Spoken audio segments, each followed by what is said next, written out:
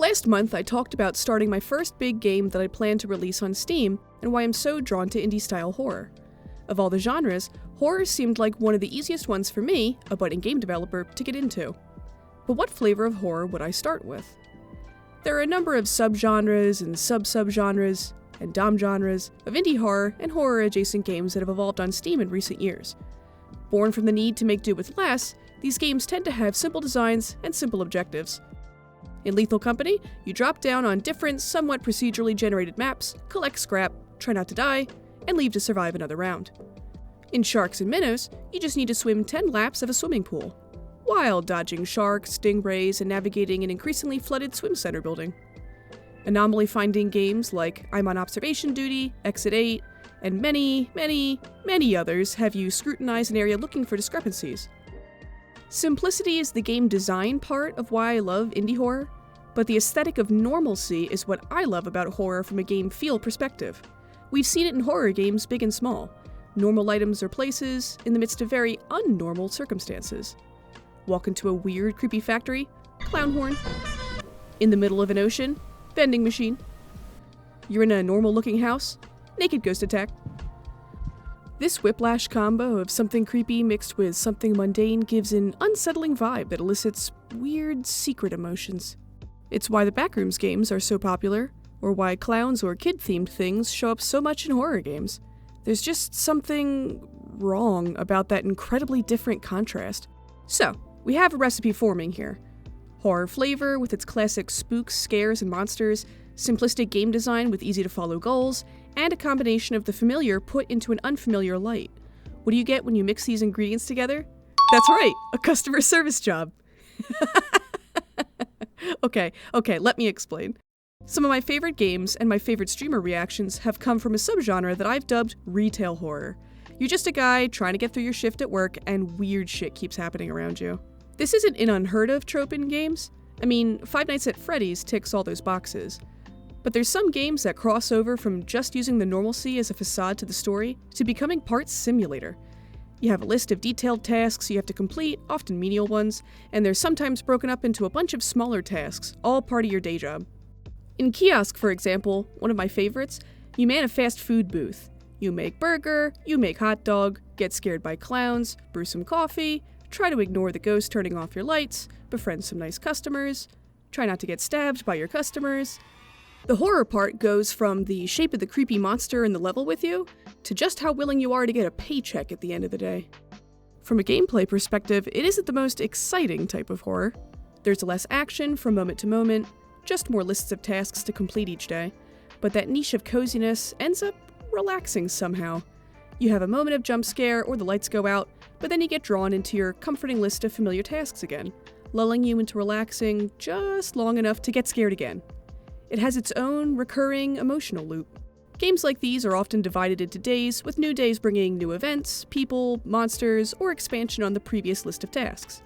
It lends to natural progression and built-in breaks in the tension. And from a game dev perspective, a game like this is a perfect challenge for me.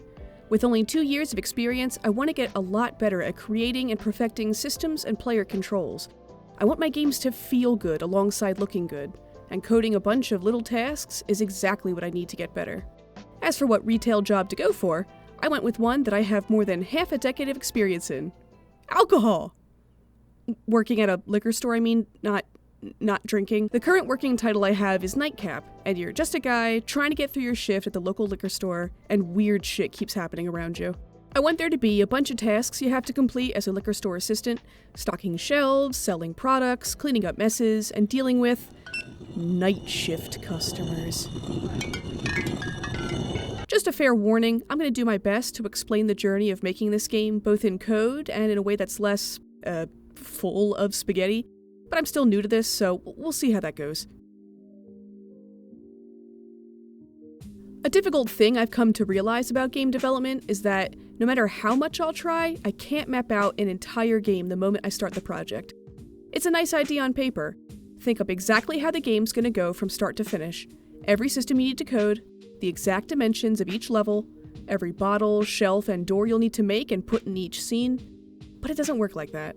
It's not like a building where you can blueprint the entire thing before you lay a single brick. Ideas in your head don't always work out in practice, and playtesting needs to be considered in your timelines. Like these bottles, for example. I knew from the start I wanted to make the bottles physics-enabled, which is to say, when you pick them up, they move around and sway, and you can toss them around. If you smack a bottle into another bottle, it knocks it over. This was a lot of fun for causing a whole bunch of chaos, but I want you to be able to package and unpackage bottles out of the cases they're shipped in, and sometimes trying to get one in or out of the, box hole, so to speak, is, tight? Sticky? It sticks in there? It wasn't fun or quick, let's just put it that way. And I want you to be able to put away a lot of these things over the course of the game, so I adjust it. Now, it teleports into your hand if you click on it while it's snapped into a shelf or box, and teleports onto the shelf or box when you let it go. You can still wiggle it around and just leave it on the ground if you want, I guess. So you still get to hold a bottle that feels like it has weight and substance, but it can be used in your tasks much more efficiently. After I had the bottles pick-upable and boxes and shelves modeled and set up ready to spawn with the bottles, I figured I'd continue with bottle-based mechanics and set up the checkout system. A data table containing name and price here, a few casts to widgets there, and now I have a fancy rectangle. I just needed a widget to go onto the register monitor to display this data. I'm, still trying to understand scaling of widgets in world space, but I got a basic one set up and even figured out how to scroll through the purchase list and remove the last item in case you scan something twice. While I told myself I wasn't allowed to get sidetracked on non-systems work for my game until the foundations were set, I got a request around this time that sent me down a rabbit hole. I recorded a video of the bottle physics, but realized it was just missing a certain je ne sais quoi. There's no sound! Half the fun of Chaos Systems is breaking your audio with a million sound effects. Freesound.com is every indie game dev's best friend. It's full of free, uploaded sound effects like pew sound made with mouth.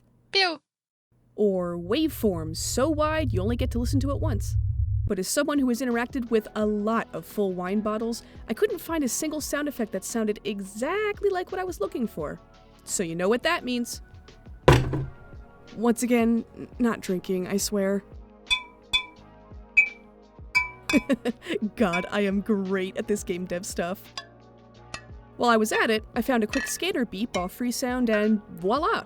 Now you too can have an immersive cashier experience right from your own home. Sir, if you could just wait. Sir, if you would just wait a sec. If you could just wait, sir! Sir! Giving back to the game dev community means a lot to me. It's one of the reasons I make these devlogs, and I want to provide some of the resources I've been able to make and use.